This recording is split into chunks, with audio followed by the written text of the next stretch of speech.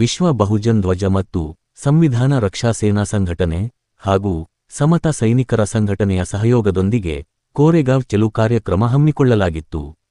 ಕೋರೆಗಾಂವ್ 500 ಜನವರಿ ಮಹಾವೀರ ಯೋಧರು ಹಾಗೂ ಪೇಶ್ವೆಗಳ ಬ್ರಾಹ್ಮಣರ 28,000 ಸೈನಿಕರ ಮಧ್ಯ ನಡೆದ ಯುದ್ಧದಲ್ಲಿ 500 ಜನವರಿ ವೀರಯೋಧರು ಜಯಶಾಲಿಗಳಾಗಿ 28,000 ಪೇಶ್ವೆಗಳನ್ನು ಸೋಲಿಸಿದ ದಿನ.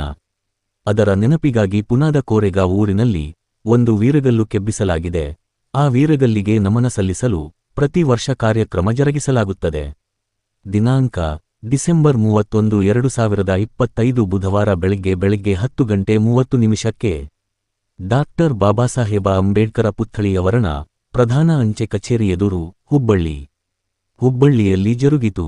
ಕಾರ್ಯಕ್ರಮದ ಉದ್ಘಾಟಕರು ಆಯುಷ್ಮಾನ ಪ್ರಸಾದ ಅಬ್ಬಯ್ಯ, ಅಧ್ಯಕ್ಷರು ಕೊಳಚೆ ನಿರ್ಮೂಲನಾ ಅಭಿವೃದ್ಧಿ ಮಂಡಳಿ, ಕರ್ನಾಟಕ ಸರ್ಕಾರ. ಜನಪ್ರಿಯ ಶಾಸಕರು. ಪೂರ್ವ ವಿಧಾನಸಭಾ ಕ್ಷೇತ್ರ ಹುಬ್ಬಳ್ಳಿ. ಯಾತ್ರೆಗೆ ಚಾಲನೆ ಆಯುಷ್ಯಾನ ಎಚ್. ಜಕ್ಕಪ್ಪನವರ ವಿಧಾನ ಪರಿಷತ್ ಸದಸ್ಯರು, ಕರ್ನಾಟಕ ಸರ್ಕಾರ. ಗೌರವ ಉಪಸ್ಥಿತಿ ಆಯುಷ್ಕತಿ ಕಮಲಮ್ಮ ಕೆ. ರಾಜ್ಯಾಧ್ಯಕ್ಷರು, ಕರ್ನಾಟಕ ಸಮತಾ ಸೈನಿಕ ದಳ. ಮುಖ್ಯ ಅತಿಥಿಗಳು. ಅಧ್ಯಕ್ಷತೆ ಆಯುಷ್ಠಾನ ಎಂ. ಹಿಂಡಸಗೇರಿ, ಮಾಜಿ ಸಚಿವರು, ಹುಬ್ಬಳ್ಳಿ. ಪ್ರಾಸ್ತಾವಿಕ ನುಡಿ ಆಯುಷ್ಠಾನ ಶಂಕರ ಅಜಮನಿ, ರಾಜ್ಯ ಗೌರವ ಅಧ್ಯಕ್ಷರು, ಕರ್ನಾಟಕ ಸಮತಾ ಸೈನಿಕ ದಳ. ಅತಿಥಿಗಳು ಆಯುಷ್ಠಾನ ಮಂಜುನಾಥ ಗುಡಿಮನಿ, ರಾಜ್ಯ ಪ್ರಧಾನ ಕಾರ್ಯದರ್ಶಿ ಆರ್ಪಿಐ. ಸದಾನಂದ ತೆರದಾಳ, ರಾಷ್ಟ್ರೀಯ ಅಧ್ಯಕ್ಷರು, ವಿಶ್ವ ಬಹುಜನ ಧ್ವಜ ಮತ್ತು ಸಂವಿಧಾನ ಸುರಕ್ಷಾ ಸಮಿತಿ ಟ್ರಸ್ಟ್. ನಿರೂಪಣೆ ಚಂದ್ರಶೇಖರ ಯಾತಗೇರಿ, ಅಧ್ಯಕ್ಷರು. ಡಾ. ಬಿ. ಆರ್. ಅಂಬೇಡ್ಕರ ಸ್ವಾದ. ಸಂ. ಫಕೀರಪ್ಪ ಚಲವಾದಿ, ಉಮೇಶ ಚಲವಾದಿ, ಹಣಮಂತ ಗಾಯಕವಾಡ, ಲಕ್ಷ್ಮಣ ಕುಂದರಗಿ, ಶ್ರೀಕಾಂತ ಮದರಕಲ್, ಚಂದ್ರು ದೇವರಮನಿ, ಆನಂದ ದೇವರಮನಿ, ಪ್ರಕಾಶ ಅಜಮನಿ, ಕೃಷ್ಣ ಹಡಪದ, ಜಯಂದ್ರ ಬಳ್ಳಾರಿ, ಕುಮಾರ ಬಳ್ಳಾರಿ, ಈಶ್ವರ ಎಂಬತ್ನಾಳ, ಉಮೇಶ ಕಾಳೆ, ಬಸವರಾಜ ಚಲವಾದಿ, ಪ್ರಕಾಶ್ ಕಾಂಜರ್ಭಟ್, ರಾಜು ನಾಯ್ಕರ್ ಉಪಸ್ಥಿತರಿದ್ದರು.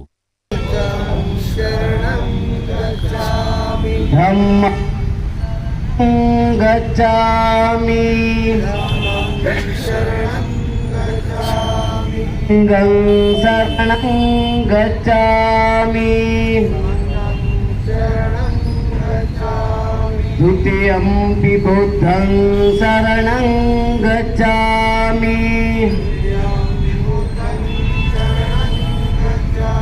द्वितीयम्पि धम्मं शरणं गच्छामि.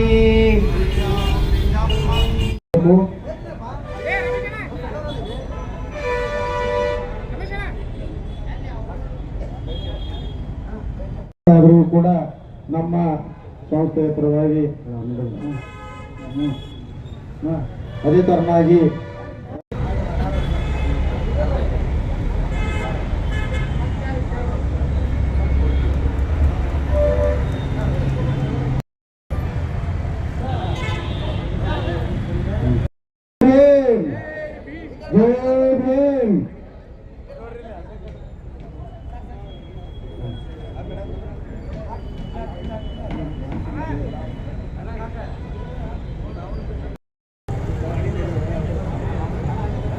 ಅದೇ ತರನಾಗಿ ನಮ್ಮ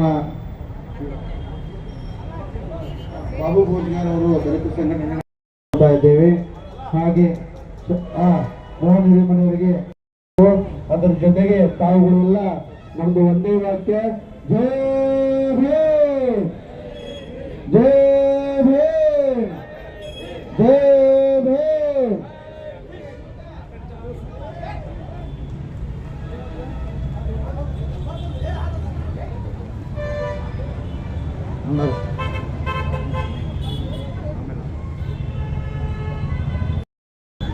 ಕೇಳ್ಕೊಡಿ, ಕೇಳ್ಕೊಡಿ, ಬದ್ದೇಜಿ ಕೇಳ್ಕೊಡಿ.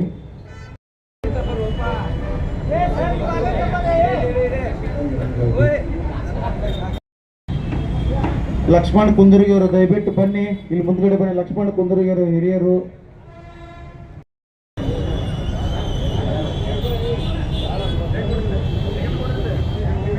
ಅವರಿಗೆ ಸನ್ಮಾನ ಮಾಡ್ತಾರೆ. ಶಂಕರ ಅಜಮನಿಯವರು ಈ ಕಾರ್ಯಕ್ರಮದ ರೂವಾರಿಗಳು, ಚಿಂತಕರು. ಹಾಗೆ ಈ ಕಾರ್ಯಕ್ರಮವನ್ನು ಸುಮಾರು 35 ವರ್ಷಗಳಿಂದ ನಡೆಸ್ಕೊಂಡು ಬರ್ತಾ ಇದ್ದಾರೆ.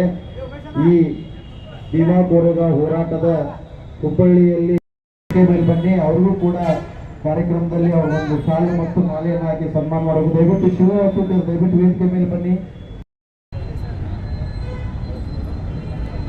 ಈಗ ತಾನೇ ಹೆಸರು ಹೇಳಿದಂತ ಎಲ್ಲ ತಾಯಂದರು ವೇದಿಕೆ ಮೇಲೆ ಆಗಬೇಕಾಗುವಂತೆ.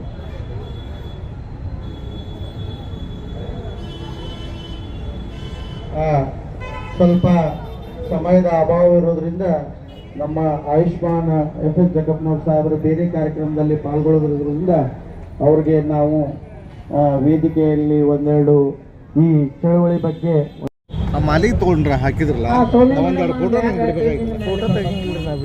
ಸಂಧ್ಯಾ ಮೇಡಮ್, ಸೀತಾಲಕ್ಷ್ಮಿ ಅವರು ದಯಮಾಡಿ ಬ್ಯಾಂಕ್ ಬರಬೇಕು. ಅಮ್ಮ ನೀನು ಬಾ. ಅಶ್ಮಾ ಮೇಲೆ ಪೂಜ್ಯ ಬಾಬಾ ಸಾಹೇಬ್ ಅಂಬೇಡ್ಕರ್ ಮತ್ತು ಬಿಕ್ಕು ಬೌದ್ಧ ಬಿಕ್ಕು ಅವರ ಪಾದಾರಗಳನ್ನು ಅನುಸರಿಸುತ್ತಾ ಇವತ್ತು ನಾವು ಹುಬ್ಬಳ್ಳಿಯಲ್ಲಿ ನಮ್ಮ ಶಂಕರ ಯಜಮಾನಿಯವರು ಸುಮಾರು 35 ವರ್ಷಗಳಿಂದ ಭೀಮಾ ಕೋರೆಗಾಂವ್ ವೀರರಿಗೆ ನಮನ ಸಲ್ಲಿಸಲಿಕ್ಕೆ ಹುಬ್ಬಳ್ಳಿಯಿಂದ ಸಾವಿರಾರು ಜನ ಪ್ರಯಾಣ ಮಾಡಿ ಅಲ್ಲಿ ಭೀಮಾ ಕೋರೆಗಾಂವ್ ವೀರರಿಗೆ ನಮನ ಸಲ್ಲಿಸಿ ಬರುವಂಥದ್ದು ಒಂದು ದೊಡ್ಡ ಕಾರ್ಯಕ್ರಮವನ್ನು ಹಾಕಿಕೊಳ್ತಾ ಇದ್ದಾರೆ. ಎಲ್ಲ ಸಂಘಟಕರಿಗೆ, ವೇದಿಕೆಯಲ್ಲಿರುವಂಥ ಬೌದ್ಧ ಬಿಕ್ಕುಗಳೇ, ಶಂಕರ್ ಅಜ್ಮನಿಯವರೇ, ಮೋಹನ್ ಹಿರೇಮನಿಯವರೇ, ಸದಾನಂದ ಅವರೇ, ಲಕ್ಷ್ಮಣ ಕುಂದ್ರಿಗೆ ಅವರೇ, ವೇದಿಕೆ ಮೇಲಿರುವಂಥ ತಾಯಂದಿರೇ ಎಲ್ಲರೂ ಹೊರಟಿದ್ದೀರಿ. ಮೊದಲನೇದಾಗಿ ಪ್ರಥಮದಲ್ಲಿ ನಾನೊಂದು ವಿಷಯ ಪ್ರಸ್ತಾಪ ಮಾಡಲಿಕ್ಕೆ ಬಯಸ್ತಾ ಇದ್ದೇನೆ. ಏನಂದ್ರೆ, ಹಿಂದೆ ಗದ್ದಲ ಮಾಡಬಾರ್ದಪ್ಪ, ಬಿಡ್ರಿ ಅದನ್ನ, ಬರೇ ಮಾಲಿನ ಬಿಡಿ ಈ ಕಡೆ ಬನ್ನಿ. ಸ್ವಲ್ಪ ಸಭೆಯಲ್ಲಿ ಗಂಭೀರತೆಯನ್ನು ಕಾಪಾಡಿಕೊಳ್ಳಿ. ಬಸವ ತತ್ವದ ಅಡಿಯಲ್ಲಿ ಸಮಾನತೆ ಸಾಧಿಸಲಿಕ್ಕೆ ನಮ್ಮ ದಲಿತ ಹುಡುಗನನ್ನ ಮದುವೆಯಾಗಿ ಆ ದಲಿತ ಮನೆಯ ಎಲ್ಲ ಕುಟುಂಬದ ಸದಸ್ಯರು ಲಿಂಗಾಯತ ದೀಕ್ಷೆ ಪಡೆದು ಬಸವ ಧರ್ಮ ಸ್ವೀಕರಿಸಿದ ಸಂದರ್ಭದಲ್ಲಿನೂ ಅವರ ಪ್ರಕಾಶ್ ಗೌಡ ಪಾಟೀಲ್ ಅನ್ನೋರು ಆ ತಾಯಿನ ಬರ್ಬರವಾಗಿ ಹತ್ಯೆ ಮಾಡಿದಂತ ಈ ಮರ್ಯಾದೆ ಹತ್ಯೆ ಇದೆಯಲ್ಲ, ಇದನ್ನ ಖಂಡಿಸುತ್ತಾ ಭೀಮಾ ಕೋರೆಗಾಂವ್ ಇದ್ದಕ್ಕೂ ಅದಕ್ಕೆ ಸಂಬಂಧ ಇದೆ. ನಾ ಹೇಳ್ತೇನೆ ಯಾಕಂತ ಹೇಳಿ.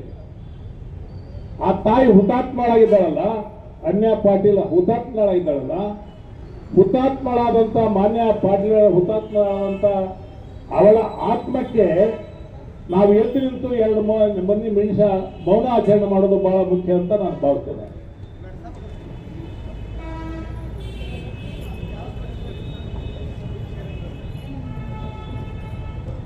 ಮೌನ ಪ್ರಾರಂಭ.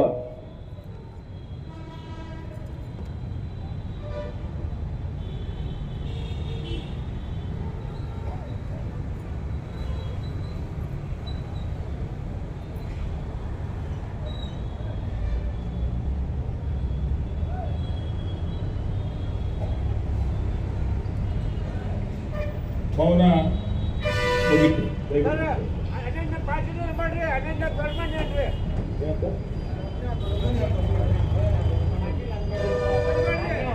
ಮಾನ್ಯ ಪಾಟೀಲ್, ಮಾನ್ಯ ದೊಡ್ಡಮನಿ ನಿಮ್ಮ ಹತ್ರ ಹೇಳ್ತೇವೆ. ಬಂಧುಗಳೇ, ಬಹುಶಃ ಬಹಳ ಶೌರ್ಯಕ್ಕೆ ಭೀಮಾ ಕೋರೆಗಾಂವ್, ಜ್ಞಾನಕ್ಕೆ ಬಾಬಾ ಸಾಹೇಬ್ ಅಂಬೇಡ್ಕರ್ ಅಂತ ನಾವು ಪ್ರಾರಂಭ ಮಾಡ್ತೇವೆ. ಇದನ್ನ ಬಾಬಾ ಸಾಹೇಬ್ ಅಂಬೇಡ್ಕರ್ ಅವರು ಲಂಡನ್ ನಲ್ಲಿ ಓದುವಾಗ ಒಂದು ಗೋಲ್ಡನ್ ಬುಕ್ ಅಂತ ಇದೆ, ಬ್ರಿಟಿಷ್ ಗೋಲ್ಡನ್ ಬುಕ್ ಅಂತ. ಆ ಗೋಲ್ಡನ್ ಬುಕ್ನಲ್ಲಿ ದಾಖಲಾದ ವಿಷಯವನ್ನು ಅರ್ಥಕೊಂಡು ತಮ್ಮ ಸ್ವಾಭಿಮಾನಕ್ಕೋಸ್ಕರ, ತಮ್ಮ ಸಮಾನತೆಗೋಸ್ಕರ, ತಮ್ಮ ನಾಗರಿಕ ಬದುಕಿನ ಹಕ್ಕಿಗೋಸ್ಕರ ದಲಿತರು ಸಹ ಯುದ್ಧ ಮಾಡಿದಂಥ ಒಂದು ಘಟನೆ 1818 ಜನವರಿ 1ರಲ್ಲಿ ಭೀಮಾ ಕೋರೆಗಾಂವದಲ್ಲಿ ನಡೀತು ಅನ್ನುವಂಥ ದಾಖಲೆಯನ್ನು ಅಂಬೇಡ್ಕರ್ ಅವರು ಪ್ರಥಮ ಬಾರಿಗೆ ಬ್ರಿಟಿಷ್ ದಾಖಲೆಯಿಂದ ಕೂಡಿ ತೆಗೆದುಕೊಂಡು ಬಂದು ಜನವರಿ 1ನೇ ತಾರೀಕು 1925ರಿಂದ ಅಲ್ಲೊಂದು ದೊಡ್ಡದಾದಂಥ 70 ಅಡಿ ಎತ್ತರದ ವಿಜಯ ಸ್ತಂಭ ಇದೆ. ಅಲ್ಲಿ ಆ ವಿಜಯ ಸ್ತಂಭ ಒಂದು ಕಾಡಿನಲ್ಲಿ ಅಡಿಗೆ ಹೋಗಿತ್ತು.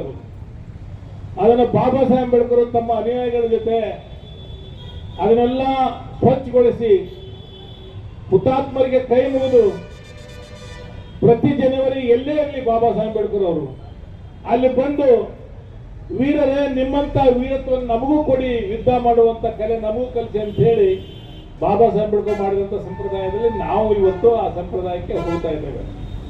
ಇದು ಹಿನ್ನೆಲೆ. ಛತ್ರಪತಿ ಶಿವಾಜಿ ಮಹಾರಾಜ ದೊಡ್ಡದೊಂದು ಗುಡ್ಡ ಬೆಟ್ಟದಲ್ಲಿ ನಡುಕೊಂದು ದೊಡ್ಡದಾದಂಥ ಕಡಿದಾದಂಥ ಬೆಟ್ಟದಲ್ಲಿ ಅವನ ಕೋಟೆ ಕಟ್ತಾನ.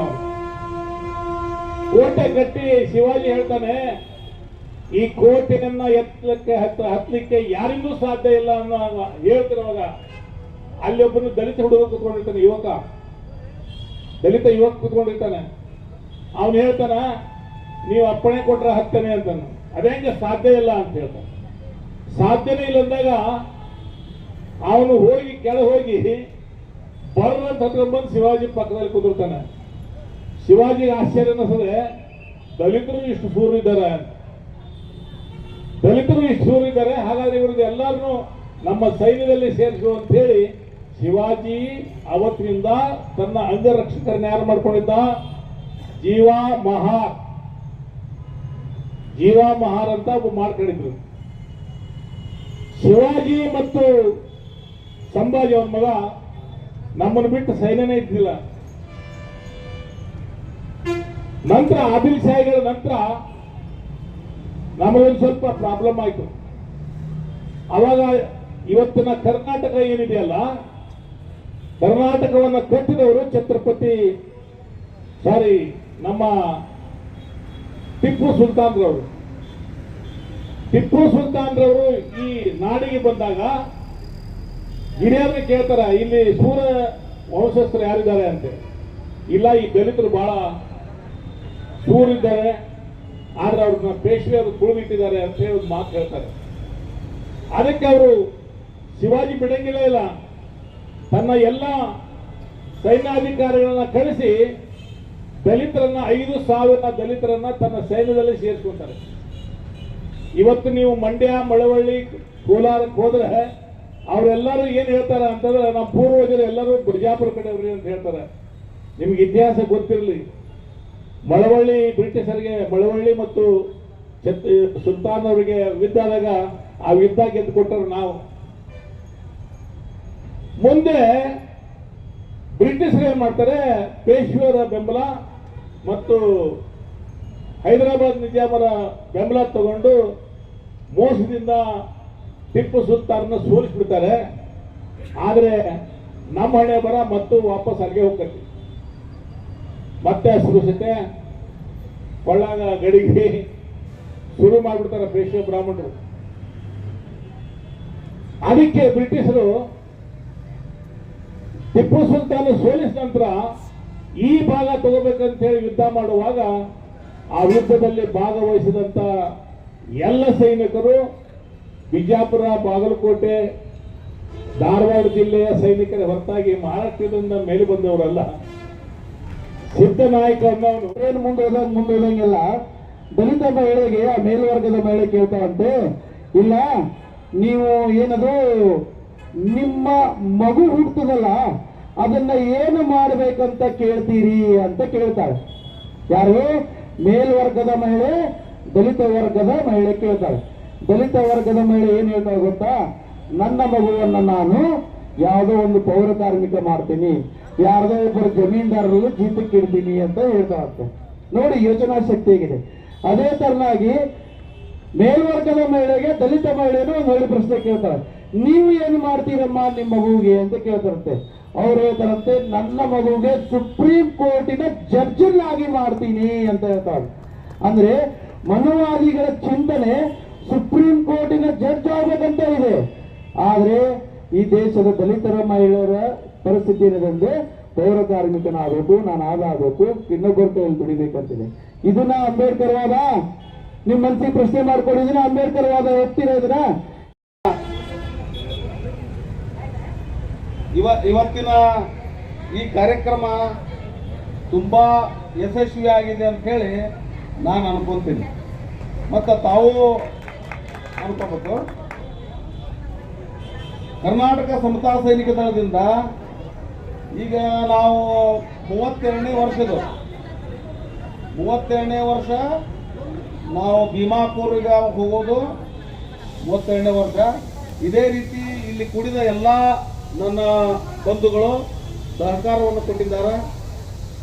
ಆದ್ರೆ ಈ ಸಲ ಜನ ಸ್ವಲ್ಪ ಕಡಿಮೆ ಅಂತ ಅನಿಸುತ್ತೆ ನನಗೆ. ಯಾಕಪ್ಪ ಅಂದ್ರೆ ಅಲ್ಲ ಬಂದಾರ ಪಕ್ಷದಲ್ಲೇ ಇಲ್ಲಿ ಧಾರವಾಡ ಜಿಲ್ಲಾ ಒಳಗ ಆ ಮಾನ್ಯನ ಒಂದು ಘಟನೆ ಏನು ನಡೀತಲ್ಲ, ಅದೊಂದು ನಮಗೆ ದುಃಖಕರ ವಿಷಯ.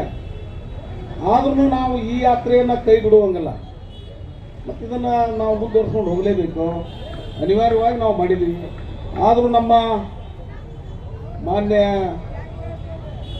ವಿಧಾನ ಪರಿಷತ್ತಿನ ಸದಸ್ಯರಾದ ಜಕ್ಕಪ್ಪನವರು ತಮ್ಮ ಮಾತಾಡುವಾಗ 2 ನಿಮಿಷ ಮಾನ್ಯಳ ಒಂದು ಆತ್ಮ ಸಂತೋಷಕ್ಕಾಗಿ 2 ನಿಮಿಷ ಮೌನಗಳನ್ನು ಆಚರಿಸಿದ್ವಿ ನಾವು. ಇದನ್ನ ಈ ಭೀಮಾ ಕೋರೆಗಾಂವ್ ಕಾರ್ಯಕ್ರಮದಲ್ಲಿ ನಮ್ಮ ಹಳೆಯ ಹುಲಿ, ಉತ್ತರ ಕರ್ನಾಟಕದ ಹುಲಿ ಶಂಕರ ಅಜ್ಮನಿಯವರ ಅವ್ರು ಇವತ್ತದರ ನಾಳೆ ಇರ್ತಾರಿಲ್ಲ ಅನ್ನೋದು ಗ್ಯಾರಂಟಿ ಇಲ್ಲ ಅಂತಂದು ಅವ್ರು ಹೇಳಿದ್ರೆ, ಅವ್ರು ಎಲ್ಲಿ ಮಠ ಇರ್ತಾರಲ್ಲ, ಇಲ್ಲ ಅಂದ್ರೆ ಅವ್ರ ಹೆಸರು ಅಜರಾಮರವಾಗಿ ಇರ್ತೈತೆ. ಯಾಕಂದ್ರೆ ಅವರೆಲ್ಲ ಇವತ್ತು ಹೋರಾಟ ಮಾಡೋದು ದಲಿತ ಪರ, ಬಡವರ ಪರ, ದೀನ ದಲಿತರ ಪರ, ಅಲ್ಪಸಂಖ್ಯಾತರ ಪರವಾಗಿ. ಇವತ್ತು ಒಳ್ಳೆಯವರಿಗೆ ಕಾಲ ಬಹಳ ಕಡಿಮೆ. ಇವತ್ತು ಅವ್ರು ಹೇಳಿದ್ರು ಒಂದು ಮಾತು, ಈ ದೇಶದ ಒಬ್ಬ ಪ್ರಧಾನಿ ಹಿಂದೂ ಅದನ ಅವಂಗ ಗೊತ್ತಾಗ್ಬೇಕಂತಂದ. ಆದ್ರೆ ಅವ್ರು ಹೇಳಿದ್ದೇನೈತಲ್ಲ, ಈ ದೇಶದ ಸಂವಿಧಾನ ಇಲ್ಲಂದ್ರೆ ಅವರು ಇರ್ತಿದ್ದಿಲ್ಲ. ಆ ಸಂವಿಧಾನ ಈ ದೇಶಕ್ಕೆ ಶ್ರೇಷ್ಠವಾದದ್ದು. ಅದನ್ನ ಕೊಟ್ಟವರ ಮಹಾನ್ ಮಾನವತಾವಾದಿ ವಿಶ್ವ ಮಾನವ ಡಾಕ್ಟರ್ ಬಾಬಾ ಸಾಹೇಬ್ ಅಂಬೇಡ್ಕರ್ ಅವರು. ಅವರನ್ನ ನಾವು ದೇವರಂತಂದ್ರೆ ಎಲ್ಲರೂ ಪೂಜಿಸ್ತೇವೆ. ಅವರ ಒಂದು ಸಂವಿಧಾನದಲ್ಲಿ ಇಡೀ ಜಗತ್ತ ಐತಿ. ಇಡೀ ಜಗತ್ತಿನ ಎಲ್ಲ ರಾಷ್ಟ್ರದವರು ಭಾರತದ ಸಂವಿಧಾನವನ್ನು ಓದಲಿಕ್ಕೆ ಬರ್ತಾರೆ ಈ ಇಂಡಿಯಾಕ್ಕೆ. ಆದ್ರೆ ನಾನು 1-2 ಮಾತುಗಳನ್ನ ಹೇಳಿಕ್ಕೆ ಇಷ್ಟಪಡ್ತೀವಿ. ಡಾಕ್ಟರ್